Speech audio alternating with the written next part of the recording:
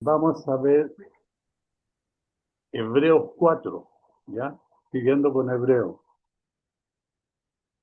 Entrando al reposo es el título. Entrando a su reposo.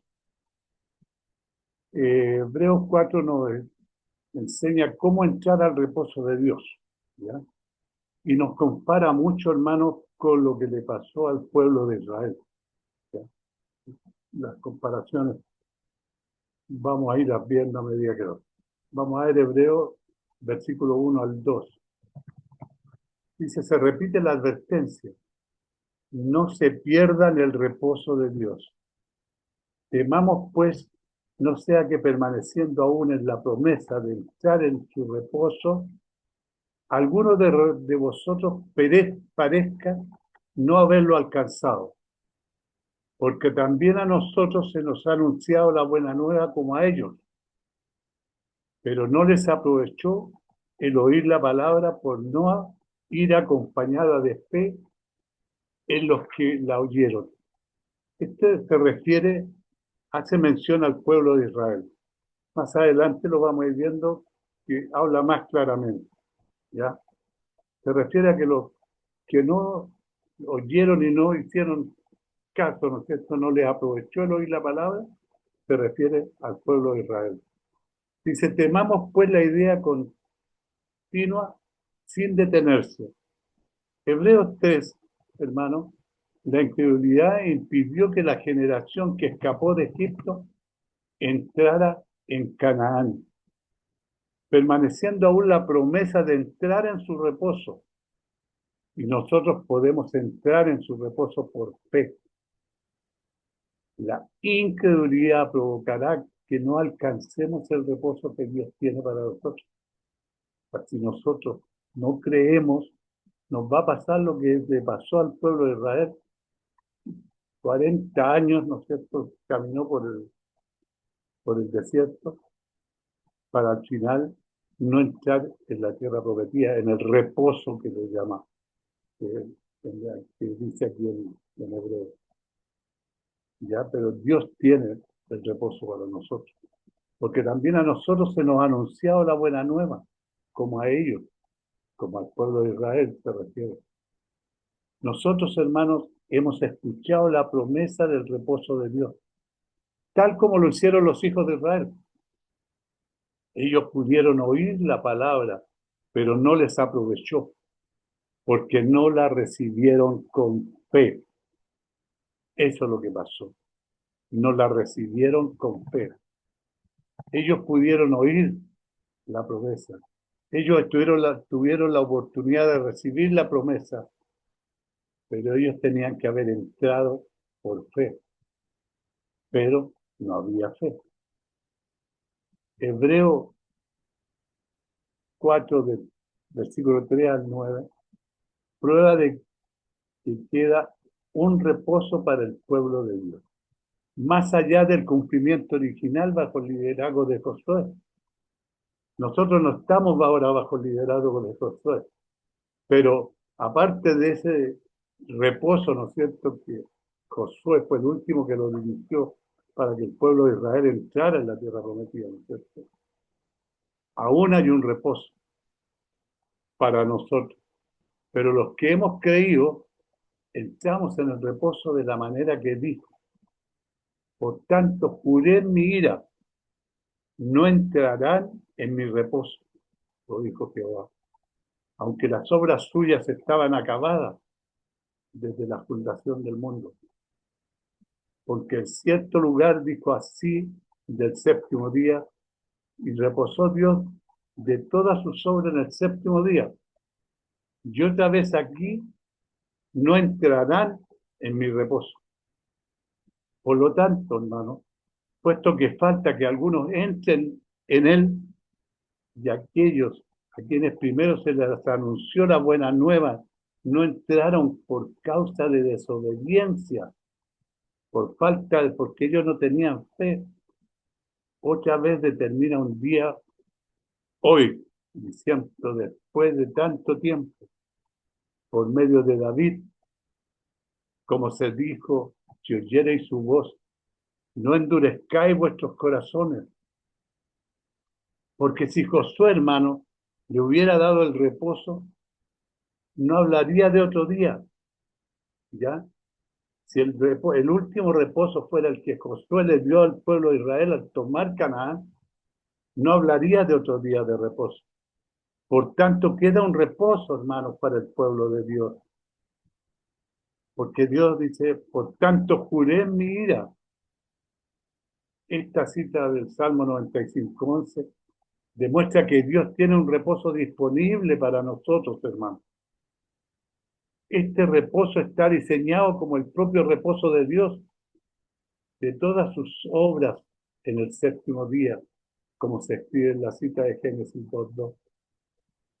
Por lo tanto, puesto hermano que falta que algunos entren en él, Dios no creó este lugar de reposo en vano.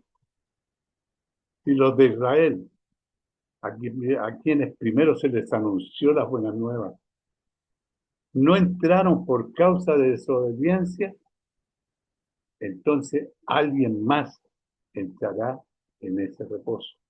Para alguien más está destinado ese reposo. Y nos repite, si oyereis hoy su voz, el llamado que se hace en Salmo 95, versículos 7 al 8, prueba que aún queda un reposo para que entre el pueblo de Dios, más allá del cumplimiento bajo el liderazgo de Josué. Más allá de ese cumplimiento del liderazgo de Josué. Porque si Josué hubiera cumplido por completo la promesa del reposo, hermano, el llamado que hace Dios a través de David diciendo, hoy no tendría sentido. El llamado de David, lo que dijo, ¿no es cierto? Hoy no tendría sentido. Por tanto, queda un reposo para el pueblo de Dios. Todos estos puntos prueba el punto de que hay un reposo para el pueblo de Dios. Este es un reposo que es espiritual. Sin embargo, está diseñado a semejanza del reposo provisto a través de Josué. ¿Ya? A semejanza del reposo que provió Josué. Hebreos 4, versículo 10, lo que este reposo es un reposo de las obras. Porque el que ha entrado en su reposo, hermano, también ha reposado de sus obras como Dios de las suyas. Porque el que ha entrado en su reposo también ha reposado de sus obras. Entrar a su reposo significa ya no tener que trabajar. La idea no es que ya haya un lugar para hacer buenas obras. No es un lugar para hacer buenas obras. La idea es que ya no hay lugar para las obras como base para nuestra propia justificación. No hay lugar para esas obras. Reposado de sus obras como Dios de las suyas. Este reposo de las obras, hermanos, como la base de la justificación, cumple con nuestro descanso sabático. Dios descansó de sus obras el día de reposo original, en Génesis 2:2, porque el trabajo había sido terminado. Nosotros hemos parado de hacer obras autojustificadoras, porque el trabajo ha sido terminado por Jesús en la cruz. Hebreos 4:11. La aplicación de la invitación a entrar en el reposo de Dios a través de la fe. Eso es lo que nos invita Hebreos, hermano. Procuremos pues entrar en aquel reposo para que ninguno caiga en semejante ejemplo de desobediencia. Vuelve a tocarnos, ¿no es cierto?, lo que pasó con el pueblo de Israel antes, cuando no pudieron entrar la primera vez a Canaán y fueron muertos en el desierto. Procuremos pues, dice. Esta frase o idea, hermano, aparece repetidamente en Hebreo. Representa una verdad doctrinal. En este caso, la verdad de que hay un reposo disponible por la fe. Entonces la verdad es aplicada. Procuremos, pues, hermanos, entrar en aquel reposo. El reposo está ahí, pero Dios no nos forzará a entrar en él. Nosotros tenemos que entrar en aquel reposo. Está claro que se entra al reposo por fe, pero se necesita procurar esa fe. Y esto nos muestra que la fe no es pasiva, hermano. Se necesita diligencia para confiar, para depender y para aferrarnos a Jesús y sus obras en nosotros. La obra de Jesús en nosotros, lo que nosotros debemos depender, debemos aferrarnos a Jesús y a su obra en nosotros. En Hebreos 4, 12, 13, descubierto por la palabra de Dios, porque la palabra de Dios es viva y eficaz, más cortante que toda espada de 2 filos, hermano, y penetra hasta partir el alma y el espíritu, las coyunturas y los tuétanos, y discierne los pensamientos y las intenciones del corazón. Y no hay cosa creada que no sea manifiesta en su presencia. Antes bien, todas las cosas están desnudas y abiertas a los ojos de aquel a quien tenemos que dar cuenta, hermano. Todas las cosas están desnudas, no podemos dónde escondernos que nos vea. No tenemos dónde ocultarnos, ni bajo la tierra, ni arriba de los cielos. Ahí está Él. ¿Por qué? Porque la palabra de Dios, ha diagnosticado nuestra enfermedad con la precisión de un cirujano. Ha visto nuestros corazones, hermano. Ya ha discernido que estamos demasiado propensos a seguir en el fracaso de los hijos de Israel y renunciar a la fe. Cuando la palabra de Dios expone nuestras debilidades y nuestra infidelidad de esta manera, hermano, nos muestra el inherente poder, filo y presión de la palabra de Dios. Nos recuerda constantemente que conforme nos sometemos a la palabra de Dios, lo hacemos mucho más allá del conocimiento intelectual, del aprendizaje de los hechos. Lo hacemos por el ministerio de la palabra, porque Dios se encuentra con nosotros en su palabra y el Espíritu Santo obra poderosamente a través de la palabra de Dios. Deberíamos, hermanos, considerar tan solo lo que la palabra de Dios dice que hará en nuestras vidas. Deberíamos considerarla, deberíamos pensarla y creerla, que lo que dice el Espíritu Santo en nuestras vidas, no sé qué es lo que se va a cumplir. La palabra de Dios trae verdad, salud, fruto, prosperidad y éxito en las cosas que hacemos. El Salmo 1, versículo 3. La palabra de Dios tiene poder sanador, tiene poder para liberarnos de la opresión. La palabra de Dios purificadora. Si cuidamos de guardar la palabra de Dios, nuestro camino será purificado. La palabra de Dios, hermano, guardada en nuestro corazón, nos mantiene lejos del pecado. Porque Dios es nuestro consejero.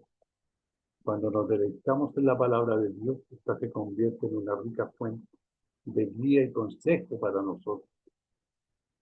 La palabra de Dios es una fuente de fortaleza. La palabra de Dios nos da vida, es una continua fuente de vida para nosotros.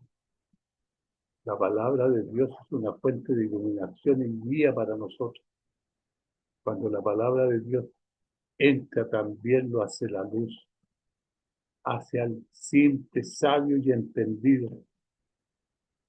La palabra de Dios da paz a aquellos que lo aman. Ellos están confiados en un lugar seguro. Cuando la palabra de Dios, hermanos, se escucha y entendida, produce fruto.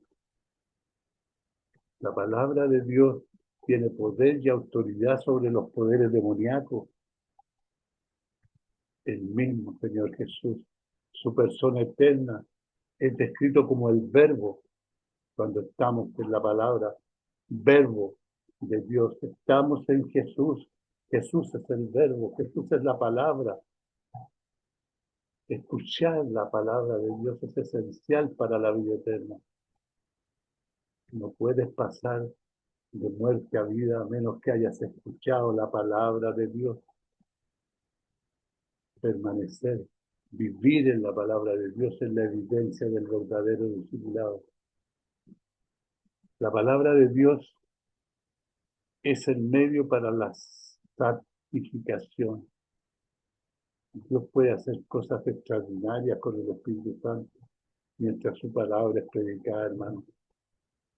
Escuchar a la palabra de Dios edifica nuestra fe. Retener la palabra de Dios nos da la certeza presente de la salvación.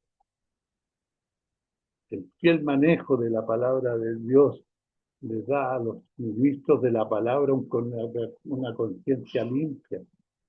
Ellos saben que han hecho todo lo que pueden ante Dios.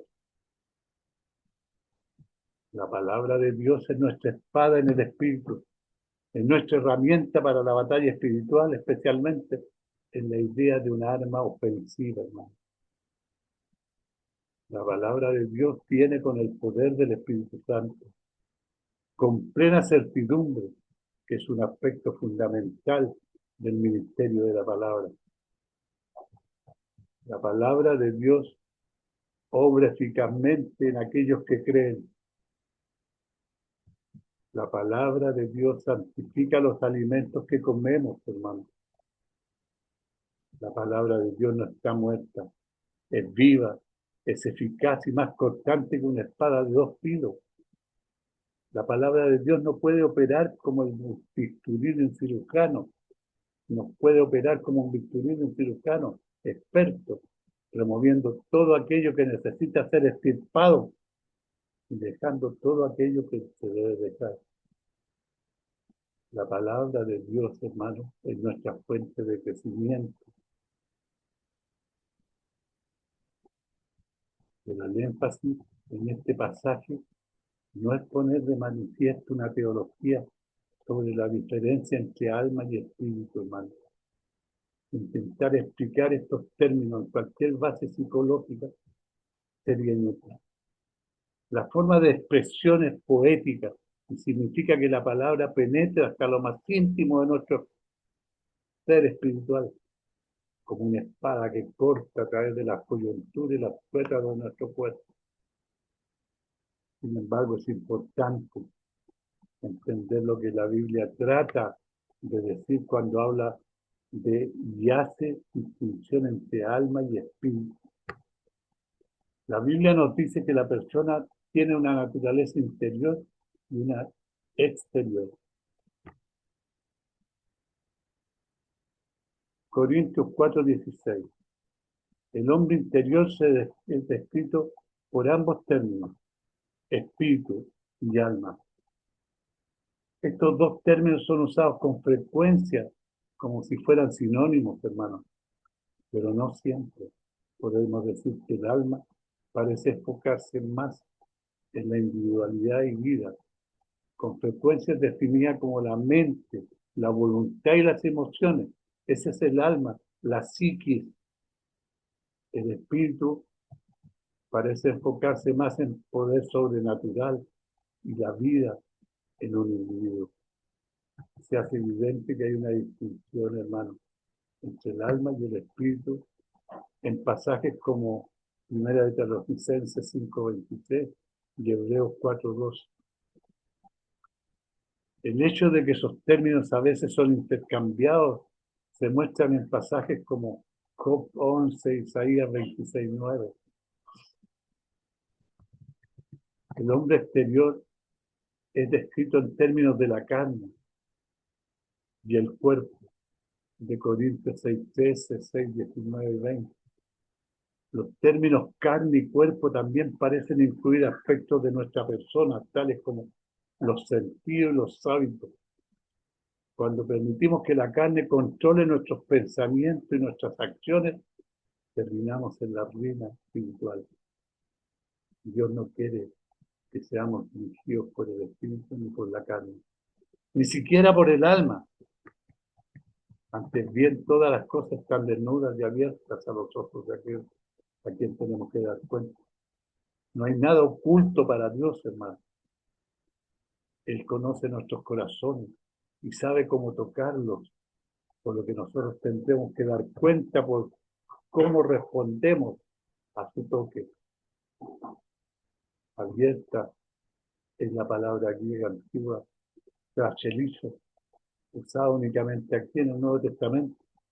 Era usada, hermanos, para hablar de los luchadores que tenían una técnica especial que involucraba sujetar fuertemente el cuello, y era una técnica tan poderosa que les daba la victoria.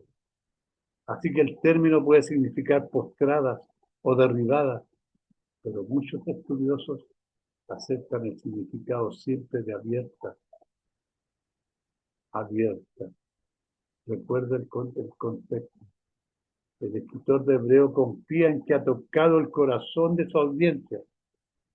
Estaba contemplando la idea de rendirse en su andar con Jesús. En este pasaje él ha dejado claro que no se puede renunciar a Jesús y ocultándoselo a Dios. La palabra de Dios ha descubierto y expuesto su condición, porque Jesús es nuestro sumo sacerdote. Hebreos 4:14. Viendo que a Jesús nuestro sumo sacerdote, por tanto, hermanos, teniendo un gran sumo sacerdote que traspasa los cielos, Jesús el Hijo de Dios, retengamos nuestra profesión. Nuestra profesión es Cristo. Profesamos a Cristo. Retengamos nuestra profesión, hermanos. Por tanto, teniendo un gran sumo sacerdote, la idea de que Jesús es nuestro sumo sacerdote ha sido mencionada antes. Pero ahora el escritor de Hebreos desarrollará la idea más ampliamente. Teniendo el escritor de Hebreos, quiere llamar su atención al carácter específico y único de Jesús como nuestro único sumo sacerdote. Ningún otro sumo sacerdote fue llamado gran. Ningún otro sacerdote traspasó los cielos. Ningún otro sumo sacerdote es el Hijo de Dios, hermano. Por lo tanto, retengamos nuestra profesión. Saber que tenemos un sumo sacerdote y que es único y glorioso, es maravilloso. Es aún más increíble saber que Él traspasó los cielos, hermano. Que ha ascendido al cielo y que ahora ministra ahí para nuestro bien. Estas cosas deberían alentarnos a retener nuestra profesión. Nuestro sumo sacerdote puede compadecerse de nosotros, porque no tenemos un sumo sacerdote que no pueda compadecerse de nuestras debilidades, sino uno que fue tentado en todo, según nuestra semejanza, pero sin pecado. Por lo tanto, Él sabe lo que es ser tentado. No tenemos un sumo sacerdote que no puede compadecer, a pesar de que se ha documentado su deidad. Su compasiva humanidad también ha sido mostrada. Significa, hermanos, que hay un Jesús, Dios, Hijo, con su trono en el cielo, nuestro sumo sacerdote que puede compadecerse de nuestras debilidades. Para los griegos, el atributo principal de Dios era apatheia, la incapacidad esencial de sentir nada en absoluto. Jesús, hermano, no es así. Él sabe, Él siente aquello por lo que pasamos. La palabra griega antigua para compadecerse literalmente significa sufrir junto con. Sufrir junto con. Lo que hace la diferencia es que Jesús agregó la humanidad a su deidad y que vino y vivió entre nosotros como un hombre. El hecho de que haya estado ahí hace toda la diferencia, hermanos amados. Podemos escuchar sobre alguna tragedia en la preparatoria y sentir dolor en cierta medida, pero no es nada en comparación con el dolor que sentiríamos si fuera la preparatoria a la que asistimos. Si uno que fue tentado en todo según nuestra semejanza, pero sin pecado, Jesús sabe lo que es ser tentado, hermano, y luchar contra el pecado a pesar de que nunca fue manchado por él. Su falta de pecado era por lo menos en parte una falta de pecado merecida, que ganó con victoria tras victoria en una batalla constante contra la tentación que esta vida conlleva, hermano.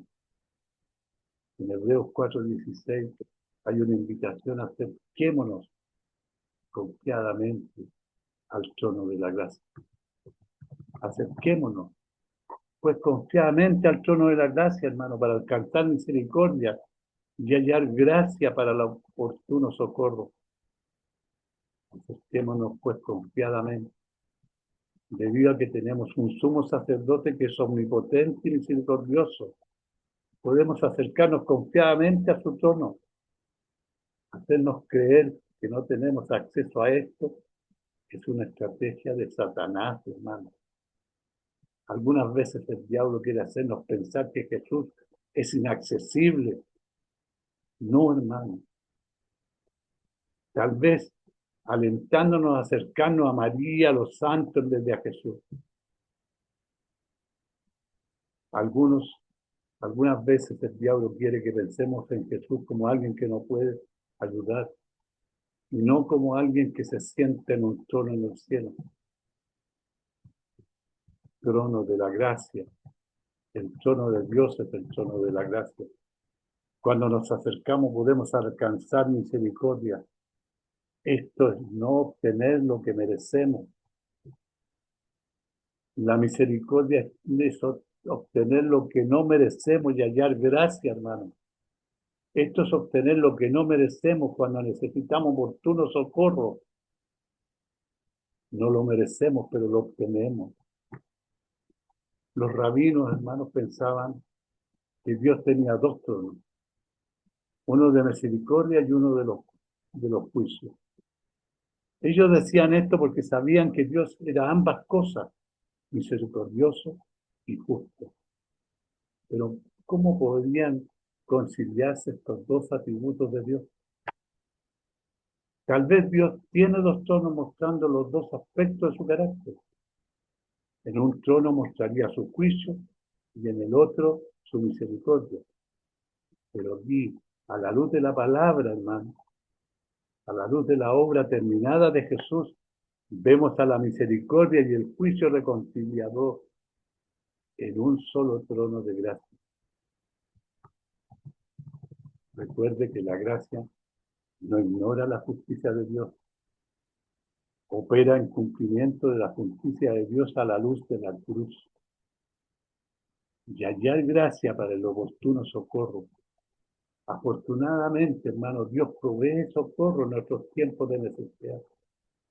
No hay petición demasiado pequeña, porque Él quiere que por nada estéis afanosos y no seáis conocidas vuestras peticiones, hermanos. Eso es lo que Dios quiere para nosotros. Por eso nos muestra al pueblo de Israel que no pudo entrar al descanso, al reposo, porque fallaron, porque no tenían fe. Hermanos amados, pero que esto